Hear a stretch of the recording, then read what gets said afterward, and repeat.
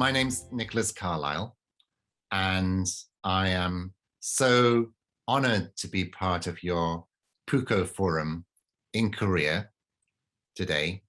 And I'm so impressed by your work at the Blue Tree Foundation and your commitment to eradicating cyberbullying and cyber violence around the world. And the only way we're going to be able to do that and create a better internet for everyone is if we come together and join forces like this. And I'm so honored to be part of your coalition of experts that you're bringing together to make childhood bully-free in Korea. So today, I'm going to talk about how we can prevent cyberbullying before it begins. And what you see on the screen here is a very classic statement of needs, which was created by Abraham Maslow, who was one of the great psychologists of the last century in the United States. And if you look at this pyramid, what he's saying here is that we need to get our fundamental needs met. For physiological needs means just for food and substance and safety. But if you look at bullying, bullying starts to attack our sense of safety. But also you can see the third up from the bottom on this pyramid is belonging. What Abraham Maslow said is that we all need to belong. We all need to feel part of a family, but we also need to feel part of our peer group, because that's the first way that we experience being part of society.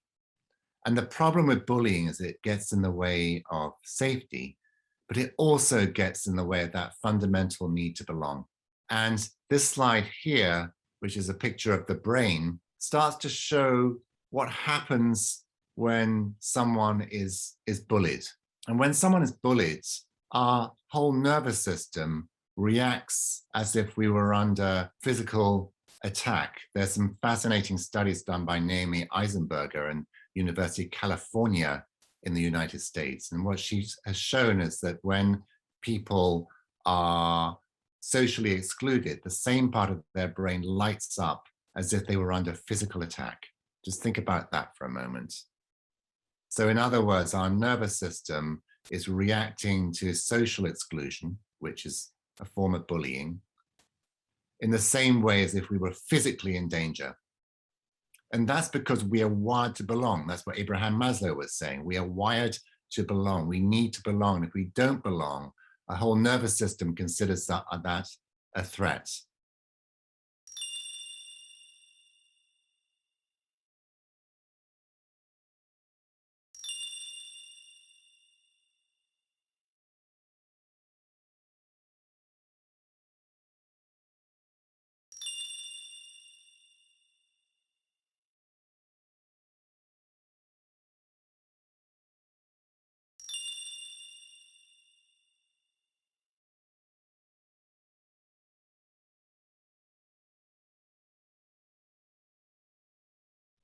So a few years back, I was in Seoul in South Korea, and I was at a conference organized by UNESCO.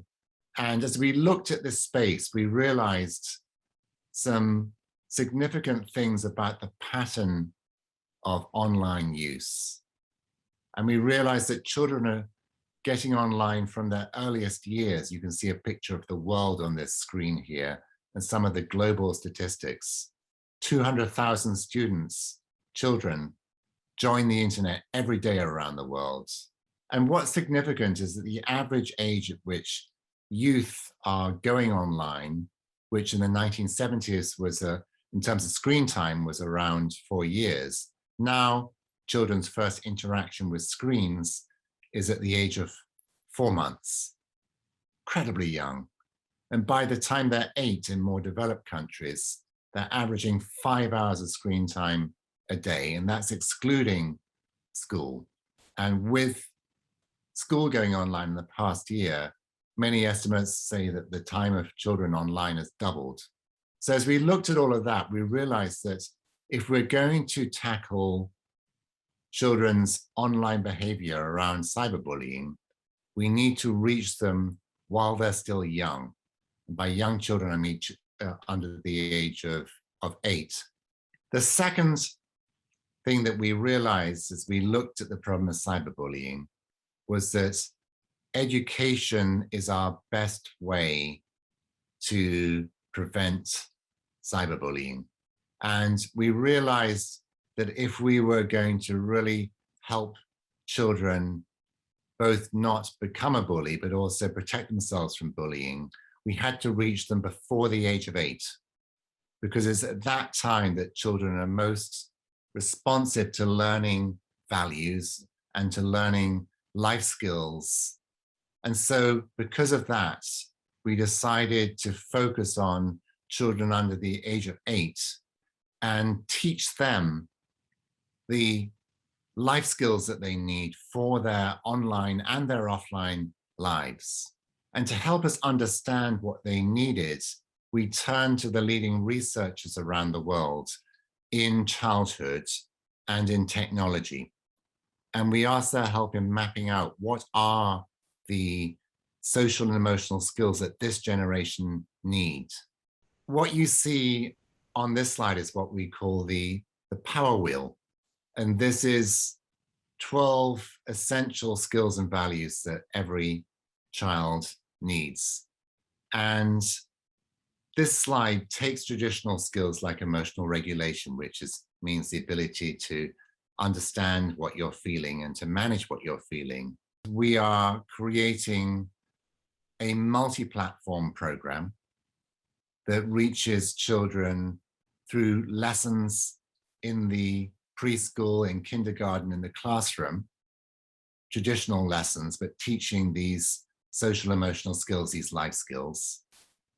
We're also creating a set of videos because we believe that animation has huge appeal to children and is incredibly engaging in terms of getting children to watch and learn. We're creating storybooks, big ones for the classroom and small ones that parents and grandparents can read to children at home. And we're looking for a partner with one of the big tech companies for an online game. This is what we are developing. We are a collaborative campaign. We believe that education changes culture, and that through a change of culture, we can solve cyberbullying. And we very much hope that we can join with you in doing this campaign. I want to close by thanking you all for inviting me here today to be part of this really important conference.